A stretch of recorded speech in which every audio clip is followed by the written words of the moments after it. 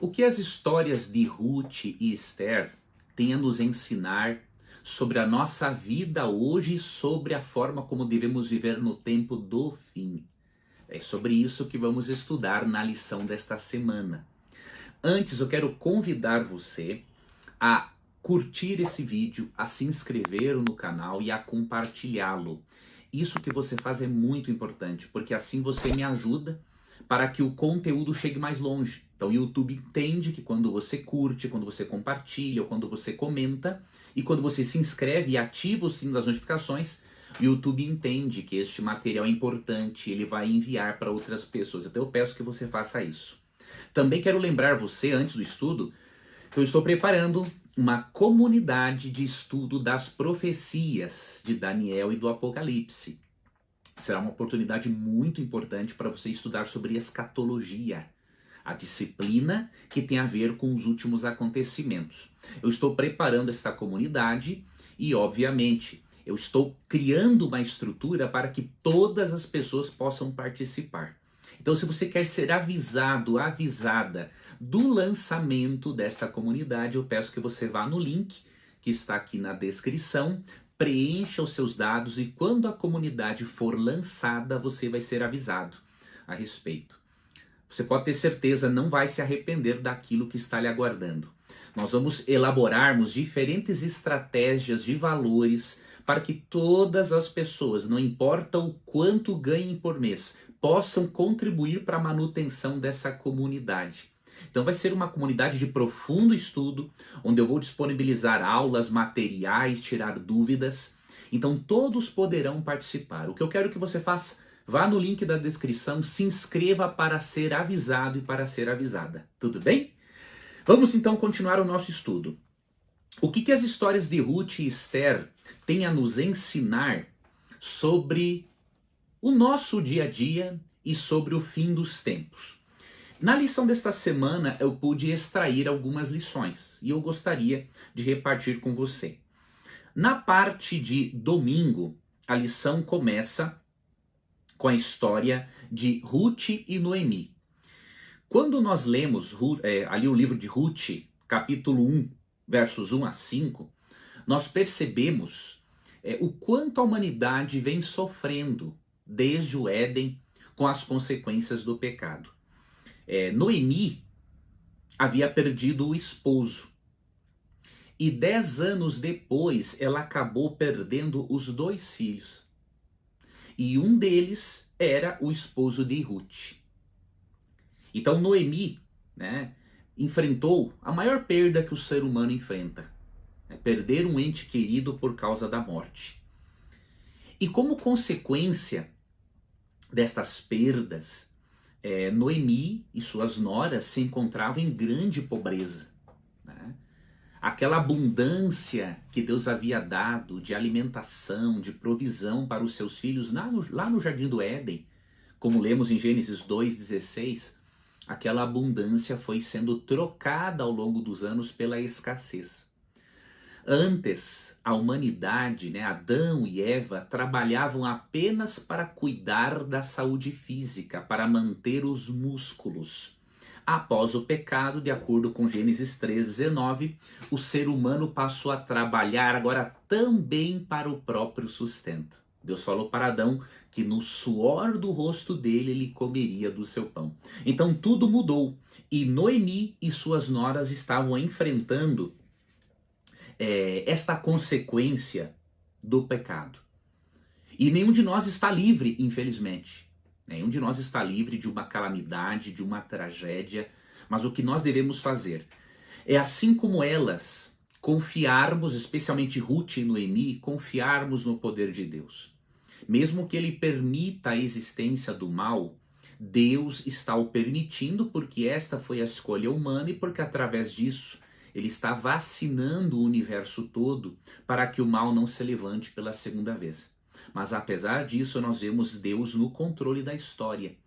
Porque na parte de segunda-feira, Noemi descobre a existência de um parente próximo chamado Boaz.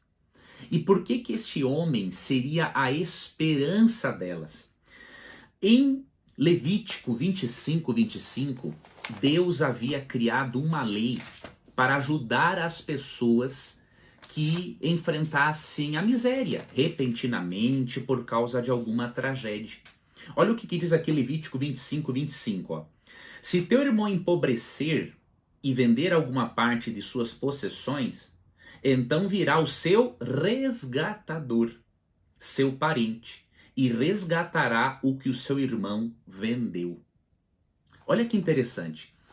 Noemi, que era a sogra de Ruth e de outra mulher pagã, ela não tinha recursos financeiros, né, para manter as posses do seu marido que havia falecido, né? E aí o que acontece? Esta lei aqui de Levítico permitia que um parente próximo saudasse as dívidas da pessoa para que ela não perdesse os seus direitos civis. Então Deus, através desta lei, ele impedia que a pobreza aumentasse ainda mais, né? E aí o que acontecia? Quando surgiu este homem chamado Boaz, Noemi pensou o seguinte, que Ruth poderia se casar com ele. Em consequência, poderiam ter um filho para perpetuar o nome do filho dela falecido e assim garantiria os direitos não apenas dela, mas também da sua nora, que também estava viúva, assim como ela, né? E olha que interessante, um parente próximo poderia fazer esse resgate, pagar as dívidas da pessoa, e aí a pessoa tinha participação na herança. E o que animou Noemi não foi simplesmente isto. Ela precisava sim ser mantida, ela queria dar um futuro para suas noras, especialmente para Ruth, neste caso, que decidiu ficar com ela. Ela queria dar um futuro para ela. Só que o que acontecia? Ela descobriu também que Boaz era um homem bondoso e generoso. Então ela percebeu ali uma oportunidade muito grande de a sua nora, então também viúva agora, ter um bom casamento. E, consequentemente, elas não viveriam para sempre na pobreza. Muitos cristãos, ao longo dos séculos, têm aplicado essa história a Jesus Cristo. Assim como Boaz resgatou-as, Jesus Cristo foi o nosso resgatador.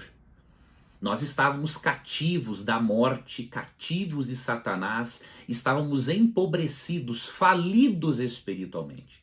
Mas quando Cristo morre na cruz do Calvário, ele nos resgata da morte eterna. E aí Romanos 6,23 diz, né, que mesmo que o salário do pecado seja a morte, o dom gratuito de Deus é a vida eterna em Cristo Jesus, nosso Senhor. Então a Bíblia apresenta Cristo como um resgatador. Então Boaz é um tipo, é um símbolo do resgatador Jesus Cristo, que nos resgata da morte eterna e das mãos de Satanás, não é? Estávamos pobres, indigentes espiritualmente, mas Deus provou o seu próprio amor para conosco, pelo fato de ter Cristo morrido por nós, sendo nós ainda pecadores, como diz Romanos capítulo 5, versos 7 e 8. Tá ok?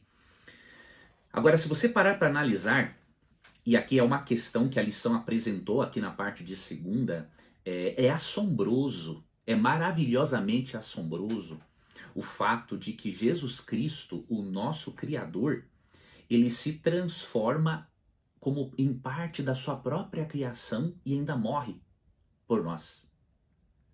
Ele sim é um grande resgatador. Ele era o único digno de pagar a nossa dívida para com a lei dele mesmo. Então o próprio Criador e legislador da lei, ele se torna parte da criação, porque diz João 1,14, o verbo se fez carne e habitou entre nós. E aí morre no nosso lugar, como diz 1 Coríntios 15, né, 1-3. A morte de Cristo é substitutiva. Então é maravilhosamente assombroso pensarmos, né, que nós somos resgatados pelo sangue da segunda pessoa da divindade, tá? Na parte de terça-feira, amigos, eu vou ser bem franco com vocês, né? Na parte de terça-feira da lição eu não vi nenhum sentido, né? Em aplicar, a não ser obviamente aplicar Boaz a Jesus como resgatador, tudo bem. Mas depois a aplicação que a lição fez de um outro parente mais próximo, a aplicação a Satanás, eu achei totalmente sem sentido. Por quê? Deixa eu ser bem franco com você. E eu recomendo que esta parte aqui da lição você desconsidere na sua classe. Por que eu estou dizendo isso? Na Bíblia, quando alguém é comparado a Satanás, é porque tem um caráter parecido com o de Satanás. Tá? Exemplo, Isaías 14. Né? O rei de Babilônia é comparado a Satanás. Ezequiel 28. O rei de Tiro é comparado a Satanás, porque tem o caráter de Satanás. Agora, este resgatador mais próximo da família ali de Noemi, que poderia ser o esposo de Ruth no lugar de Boaz, a Bíblia não diz que ele tinha o caráter de Satanás. Então, essa aplicação homilética aqui da lição não foi feliz. Olha o que eu aprendi quando eu tinha só formação em jornalismo, não tinha feito nem mestrado e nem doutorado em teologia. A primeira coisa que você faz é interpretar o texto, fazer a exegese do texto e só depois a aplicação. Quando você aplica algo sem primeiro interpretar, dá nesse tipo de problema, tá ok? Então nós não extraímos da Bíblia a palavra de Deus. Então primeiro eu entendo o texto, eu vejo o que o texto significou para o autor e depois eu aplico. Vamos então para a parte de quarta-feira. Aqui já vejo uma fundamentação na aplicação homilética entre o caráter de Ramã, né, no caso agora da história de Esther, e Satanás. Né? Quando você vê a história da rainha Esther, que é uma outra história assim fantástica no texto bíblico, né, você percebe que alguns paralelos podem ser traçados. Por exemplo, um homem chamado Ramã, que fazia parte do império de Assuero, esse homem foi engrandecido e exaltado acima de todos os príncipes, diz aqui o livro de Esther, capítulo 3, verso 1. Só que o que acontecia? Esse homem não exigia apenas respeito e reverência, ele exigia que as pessoas se ajoelhassem diante dele numa forma de adoração. E aí Mordecai, quem havia criado Esther, um parente que havia criado Esther, ele decidiu não adorá-lo, não se ajoelhar diante dele. E aí o que acontece? Esse homem Ramã é tão perverso, ele ficou com tanta raiva de não ser adorado, venerado como ele gostaria, que ele não apenas decretou a morte de Ramã, mas de todo o povo judeu. Veja, por causa de poder, de orgulho, de maldade, ele quis exterminar da face da terra todo um povo. Porque uma pessoa decidiu não adorá-lo seguindo a sua própria fé e a sua própria consciência. Então, esse desejo enorme de destruir pessoas, isso sim encontramos em Satanás. E aí esta comparação nós podemos fazer. Satanás ao longo da história tem destruído filhos de Deus e criaturas de Deus para causar dor no coração de Deus. Então isso aqui é real. Tá? Uma outra coisa que nós percebemos é que ao longo da história bíblica, o conflito entre o bem e o mal gira em torno da adoração e da obediência. A lição até nos convida aqui, na parte de quarta-feira, a fazermos alguns paralelos. Né? E eu vou acrescentar uma coisinha só. Primeiro, em Esther 3, nós percebemos que Mordecai preferiu a morte do que se ajoelhar diante de Ramã. Em Daniel 3, nós percebemos que os 3 amigos de Daniel também preferiram a morte do que adorar a imagem de ouro que Nabucodonosor havia construído. E nos capítulos 12 a 14, nós percebemos que o povo de Deus, desde o período medieval, chegando até o fim dos tempos, o povo de Deus vai preferir obedecer a Deus ao invés de adorar a imagem representada pela besta, a imagem que representa a adoração à besta em Apocalipse 13. Então nós podemos traçar um paralelo para o nosso estudo mais profundo entre Esther, capítulo 3, Daniel, capítulo 13 e Apocalipse, capítulo 13. Mas eu sugiro que coloque o capítulo 13 entre os capítulos 12 e 14, porque aí a perícope, o bloco do texto será mais amplo, né? E aí você vai poder entender melhor. Lógico, eu não vou fazer esses paralelos aqui, mas deixo essa dica para você fazer seu estudo pessoal ou para você transmitir para a sua classe. Uma atividade muito interessante que eu dou para você e que eu vou fazer na minha comunidade de estudo das profecias é analisar, por exemplo, as vezes em que a palavra adoração ou qualquer coisa relacionada a ela se encontra em Daniel 13 e em Apocalipse 13. Você vai perceber que em ambos os capítulos o tema adoração é central, juntamente com outra palavra, obediência. Você percebe que em Esther 3, Mordecai decidiu obedecer a Deus. Em Daniel 3, os amigos de Daniel decidiram obedecer a Deus. E em Apocalipse 13, contando também com Apocalipse 14 e 12, os fiéis adoradores dos últimos dias vão decidir obedecer a Deus. É por isso que Apocalipse 14 e 12 diz: aqui está a perseverança dos santos, os que guardam os mandamentos de Deus e a fé em Jesus. Percebe? Adoração e obediência estão de mãos dadas, porém não é uma obediência legalista. Lembre-se que é uma obediência como fruto do Espírito. Você foi justificado unicamente pela fé em Cristo. A obediência será resultado da santificação e vai demonstrar de qual lado você vai estar nos últimos tempos. Ok? Vamos então agora, né, para a parte de quinta-feira, não é? Já vamos aqui para o final. Hoje foi uma lição mais curta, né? Porque eu desconsiderei aquela aplicação de terça-feira. Aqui na parte de quinta-feira, nós encontramos também algumas coisas muito interessantes. Em primeiro lugar, você pode estudar as profecias de Daniel e Apocalipse de duas perspectivas. Você pode estudar de uma perspectiva positiva ou negativa. Você vai ter como foco o medo e as dificuldades que os justos vão enfrentar nos últimos dias. Essa é uma perspectiva negativa. Agora, existe uma perspectiva positiva.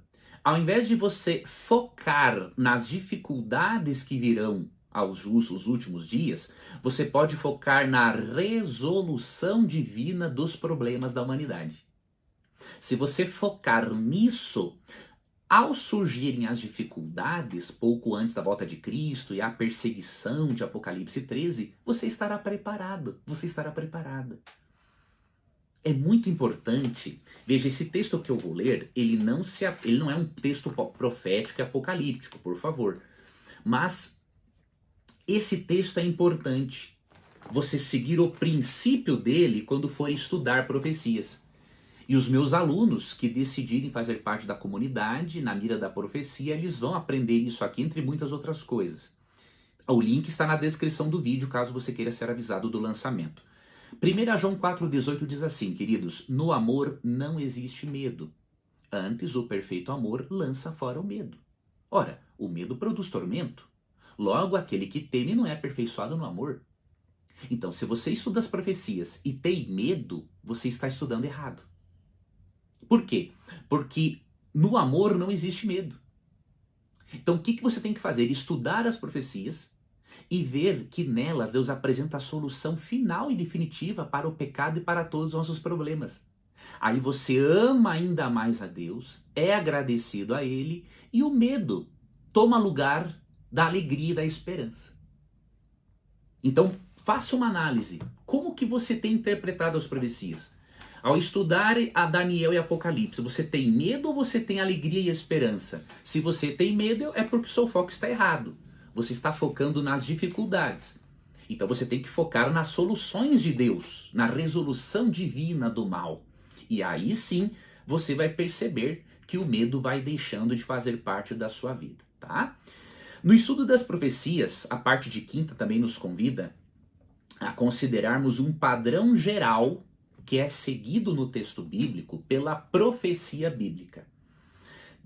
Deus mostra as consequências desastrosas da rebelião, tem esse lado negativo, mas não há um foco nisso. Deus mostra as consequências porque ele também não vai apresentar uma visão romantizada da vida, sendo que ela não é romântica, longe de Deus. A vida não é romântica como deveria ser, porque nós não somos eternos, como Deus nos criou a princípio, tá?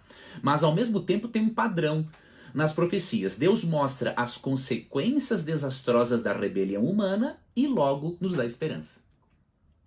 Então, se a Bíblia segue esse padrão, você tem que fazer a mesma coisa. Você vai ver, sim, as profecias mostram que os eventos finais da história humana serão difíceis. Então, você vai ter um choque de realidade. Nós não podemos fugir da realidade. Tanto no campo espiritual quanto emocional, não há saúde se fugirmos da realidade. Porém, devemos focar naquilo que é positivo. E aí devemos focar na esperança, tá? Então, mesmo que os momentos finais sejam difíceis, como lemos em Apocalipse 13 e Apocalipse 16, nós precisamos ter em mente que Deus vai nos libertar de forma definitiva. E que devemos nos lembrarmos também que os juízos finais de Deus em Apocalipse 15 e 16, que são as 7 pragas, elas recairão apenas sobre os ímpios. Os filhos de Deus serão protegidos. Assim como o povo de Israel, em Êxodo 7 a 9, o povo de Deus não foi atingido por nenhuma das 10 pragas, o povo de Deus, nos últimos dias, não será atingido por nenhuma das 7 pragas. Então, foque naquilo que há de positivo, tá bom? E eu finalizo a lição aplicando alguns textos aqui do livro de Esther, que a lição nos apresentou, para os nossos dias, para você poder viver em paz, em tranquilidade e estudar as profecias de uma perspectiva correta, tá bom? Vamos ler aqui então esses textos finais.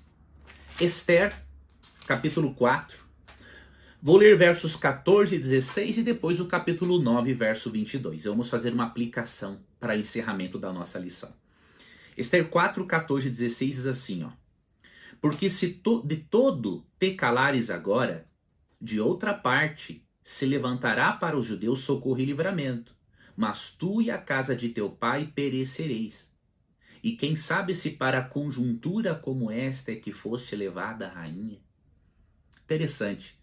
Aqui, Mordecai disse para Esther o seguinte, olha, você não deve se calar diante desse decreto de Hamã para nos matar. Você tem que fazer alguma coisa. Por quê? Será que não foi para esta hora, para este momento que Deus tornou você rainha? O que isso aqui nos mostra? A providência de Deus na história. Por mais que as coisas pareçam ser difíceis e não dar certo, saiba que todas as coisas contribuem para o bem daqueles que amam a Deus. Como diz Romanos 8. Né? Até vou ver se é Romanos 8, 28, agora me fugiu um pouco da memória. Mas veja, Deus, por mais que Deus respeite a liberdade de escolha das suas criaturas e ele permita o mal, porque ele respeita o livre-arbítrio, né? A história está nas mãos de Deus. É Romanos 8, 28 mesmo. Todas as coisas cooperam para o bem dos que amam a Deus. Então, Deus não queria que aquele decreto de Hamã fosse dado. Mas já que aconteceu, Deus interviu. E por meio da rainha Esther, Deus libertou o seu povo. Agora tem outra coisa que devemos aplicar aqui. E eu sugiro aplicar aos alunos na escola sabatina o verso 16. Eu não percebi isso aqui na lição, mas eu sugiro você acrescentar o verso 16, porque diz assim, ó. Vai, ajunta a todos os judeus que se acharem em Suzã e jejuai por mim. E não comais nem bebais por 3 dias, nem de noite nem de dia. E eu e as minhas servas também jejuaremos. Depois irei ter com o rei, ainda que é contra a lei. Se perecer, pereci. Ou seja, antes de se apresentar diante do rei, para conseguir algo difícil, ela orou, jejuou e pediu que outras pessoas orassem e jejuassem por ela. O que isso nos indica? Que devemos fazer a mesma coisa. Tanto hoje, quanto no preparo para o tempo do fim, precisamos ter uma vida de jejum e oração. e precisamos contar com a oração intercessora de outras pessoas. Então aqui nós temos uma dica para sermos vitoriosos no tempo do fim. Orarmos e contarmos com a intercessão de outras pessoas também. E o capítulo 9, 22, tem uma outra aplicação, e com esta eu finalizo o nosso estudo, que diz o seguinte, ó. Como os dias em que os judeus tiveram sossego dos seus inimigos, e o mês que se lhes mudou de tristeza em alegria, e de luto em dia de festa, para que os fizessem dias de banquetes e de alegria, e de mandarem porções dos banquetes uns aos outros e dádivas aos pobres. Foi estabelecida uma festa, chamada Festa de Purim, para celebrar o momento em que os judeus foram libertos dos seus inimigos, em que tiveram a autorização de se defenderem daquele decreto de morte.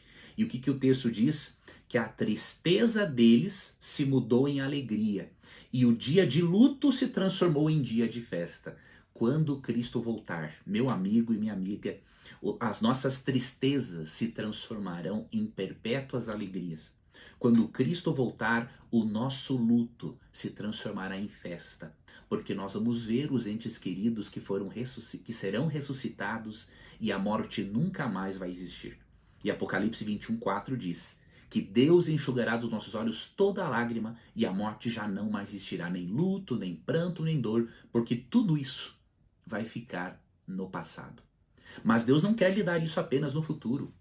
Deus quer hoje, através do poder do Espírito Santo, transformar suas tristezas em alegrias. Através do poder do Espírito, hoje Deus quer transformar o seu luto em dia de festa. Então se coloque nas mãos dele. Tenha uma relação com ele diária por meio da leitura da Bíblia e da oração e da reflexão.